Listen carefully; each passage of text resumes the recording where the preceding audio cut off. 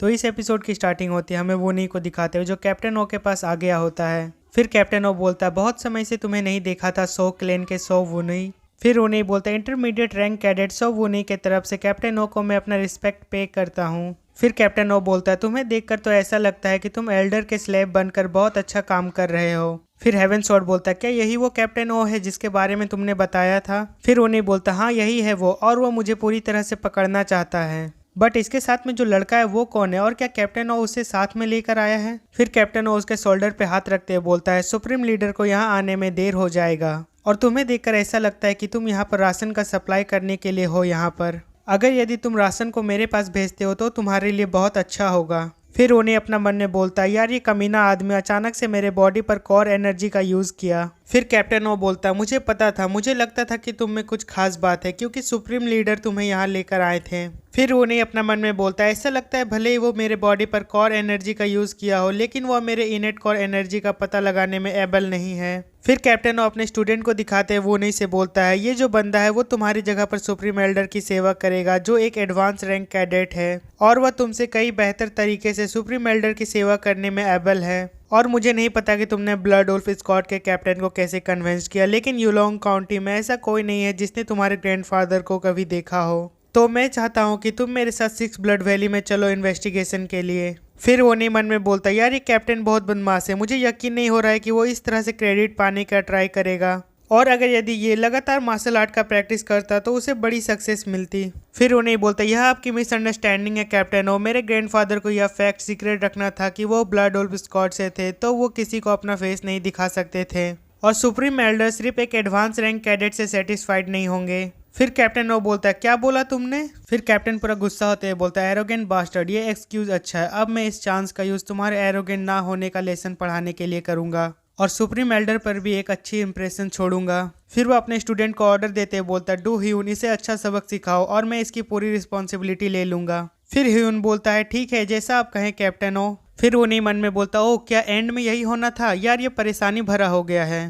फिर ह्यून उन्हीं से बोलता है यार मुझे तुमसे कोई शिकायत नहीं है लेकिन मैं ऐसा अच्छा अपॉर्चुनिटी हाथ से नहीं जाने दे सकता हूँ, इसीलिए इसे बर्दाश्त करो, भले इससे तुम्हें थोड़ा हर्ट होगा। और ये सुनने के बाद वो नहीं अपना मन में बोलता यह कमीना पूरी तरह से सोचता है कि मैं इससे कमजोर हूँ। फिर ह्यून वूनी के ऊपर एक जोरदार पंच से अटैक करता है बट उन्हें उसके अटैक को काफी इजीली ब्लॉक कर देता है और ये देखकर ह्यून सरप्राइज हो जाता है और फिर कैप्टन ओ भी सरप्राइज हो जाता है और बोलता व्हाट, ये इसने कैसे किया। फिर उन्हें अपना मन ही मन में उस पंच के बारे में बोल रहा होता है यह ब्लड कल्ट वॉरियर की बेसिक फिस्ट टेक्निक है 8 ब्लड फिस्ट और उसके पोस्चर एक एडवांस रैंक कैडेट के एक्सपेक्ट से एकदम परफेक्ट है।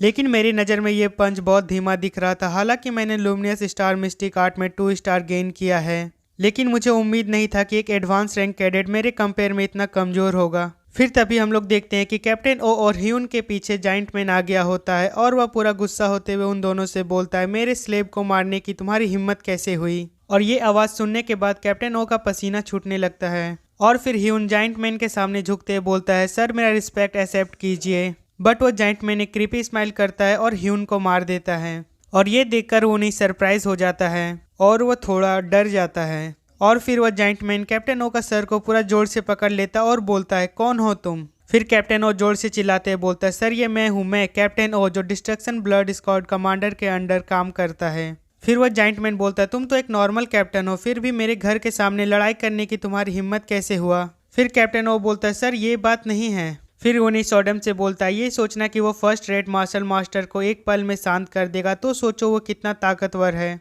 फिर सॉडम बोलती है उस पागल बूढ़े आदमी जितना स्ट्रांग बनना मुश्किल होगा, भले ही तुम तब तक ट्रेनिंग लो जब तक तुम्हारे बॉडी से ब्लड ना निकलने लगे। फिर वो नहीं बोलता है मैं यह बात तुम्हारे बताने से पहले से ही जानता हूँ। फिर तभी पीछे से एक आवाज आता है जो बोलता है यो यूलांग काउंटी बेकार है। फिर वो नहीं जैसे ही पीछे मुड़कर देखता है तो वो देखता है कि वहाँ पर दोनों ट्विन ब्रदर्स आ गए होते हैं। फिर सॉन्ग जॉबेक वो नहीं से बोलता है मैंने सुना है कि तुम हाल ही में शॉट चलाने की टेक्निक सीख रहे हो, तो क्या तुम अच्छे से कर रहे हो ट्रेनिंग। लेकिन मैं एक बात बोलूँ वो नहीं, तुम बहुत अच्छे लग रहे हो। लेकिन रुको, क्या ये कैप्टन ओ नहीं है। फिर वो नहीं अपना मन में बोलता है सॉन्ग जॉबेक और सॉन्ग वुयून, यार अभी तो कुछ दिन ही हुए हैं इन्हें ट्रेनिंग करते हुए और इतने कम दिनों में उनकी बॉडी बहुत स्ट्रांग हो गई है। यार तो सोचो इनकी ट्रेनिंग कितनी हार्श होती होगी और उन्हें किस तरह के दर्द से गुजरना पड़ा होगा। फिर अचानक से जॉबेक का नज़र हुई उनके डेड बॉडी पे जाता है जिसे जाइंट मैन ने मारा था। उसे देखकर जॉबेक चौंकते हुए बोलता है, यार मैं ये देखकर चौंक गया हूँ कि यहाँ पर डेड बॉडी क्या कर रहा है। फिर उन दोनों को कैप्टन ओ की आवाज सुनाई देता है जो बोल रहा होता है, सर प्लीज एक बार मेरी बात तो सुन लो, आप मैं क्या बताना चाह रहा हूँ। फिर वो जाइंट मैन बोलता है, नॉट इंटरेस्टेड, बट कैप्टन ओ अभी भी कंटिन्यू बोल रहा होता है, कमीने की ओरिजिन्स अननोन है तो प्लीज मुझे उसके बारे में और जानने की परमिशन दीजिए। बट वो जाइंट कैप्टन ओ की बात को इग्नोर कर देता है और उसके फेस पर एक जोरदार पंच मारता है और उसके फेस पर पंच लगते ही उसकी सारी बत्ती सी टूट जाती है। फिर वह जाइंट मैन बोलता है, मैंने तुमसे पहले ही कहा था कि मुझे तुम्हारी बकबक में कोई दिलचस्पी नहीं है, फिर भी तुम किसी दूसरे आदमी को यहाँ ले आए। और हम लोग कैप्टन ओ को देखते हैं जो जाइंट मैन के एक पंच में ही ढेर हो गया होता है। फिर वह जाइंट मैन उन्हीं से बोलता है, यह देखकर कि उसने तुम्हारी जगह पर किसी और को ला दिया है तो तुम्हें सचमुच बहुत ठेस पहुंचा होगा। फिर उन्हीं बोलता है, जब मेरी किडनैपिंग हुआ तो मैंने एक्चुअली कैप्टन ओ के 2 सबऑर्डिनेट को मार डाला था। फिर वह जाइंट मैन स्माइल करते हुए बोलता है, तुमने इसके 2 सबऑर्डिनेट को मार डाला था यार, बट इसके सबऑर्डिनेट कितने बेवकूफ़ है, वो किसी ऐसे आदमी के थ्रू मर गए जिसके पास इंटरनल एनर्जी भी नहीं है, बट कमजोर लोगों का मरना नेचुरल है। अच्छा तुम लोग ये सब छोड़ो, सबसे पहले तुम लोग इन लोगों को इस माउंटेन से नीचे ले जाओ और इन्हें कहीं दूर फेंक देना। फिर जॉबेक बोलता है, क्या आप चाहते हैं कि ये काम हम करें? फिर वह जाइंट मैन गुस्से से चिल्लाते बोलता है, तो क्या तुम चाहते हो कि मैं यह काम करूं? और ये सुनते ही वो यून फटाक से कैप्टन ओ के स्टूडेंट की डेड बॉडी को अपने शोल्डर पे उठा लेता है। फिर जॉबेक वुयून से बोलता है, वुयून इसे जंगल में ले जाकर दफना देना। फिर वह जाइंट मैन हंसते हुए वुनई से बोलता है, तुम सचमुच एक मुश्किल सिचुएशन में फंस गए हो क्योंकि तुम उस कैप्टन ओ जैसे आवारा कुत्ते द्वारा टारगेट बनाए गए हो। और इस तरह के आवारा कुत्तों की पावर यह है कि वो किसी चीज को काटने के बाद उसे कभी नहीं छोड़ता है और ऐसा अपॉर्चुनिटी जल्दी दोबारा नहीं आएगा। क्या तुम्हें ऐसा नहीं लगता है? और ये सुनने के बाद वुनी जॉबेक के पास चला जाता और बोलता है, सॉन्ग जॉबेक चलो साथ में नीचे चलते हैं। फिर जॉबेक कैप्टन ओ को अपने शोल्डर पे उठा लेता और बोलता, हाँ चलो चलते हैं, मुझे कोई प्रॉब्लम नहीं है, बट क्या तुम मुझे पकड़ सकते हो? फिर उन्हीं जॉबेक से बोलता है, यदि तुम्हें ऐसा लगे कि बीच में तुम्हारी स्ट्रेंथ खत्म हो जाएगी तो फिर कैप्टन ओ को मैं उठाने में तुम्हारी हेल्प करूंगा। और उन्हीं इतना बोल ही रहा होता है कि वो सरप्राइज हो जाता है। वो देखता है कि जॉबेक बहुत ही तेजी से कैप्टन ओ को लिए माउंटेन से नीचे उतर रहा होता है। फिर वो नहीं बोलता, यार इस कमीने जॉबेक को क्या हो गया, वो है एक कैन की तरह माउंटेन पर भाग रहा है। फिर जॉबेक हंसते हुए बोलता, तुम बहुत लेजी हो वो नहीं।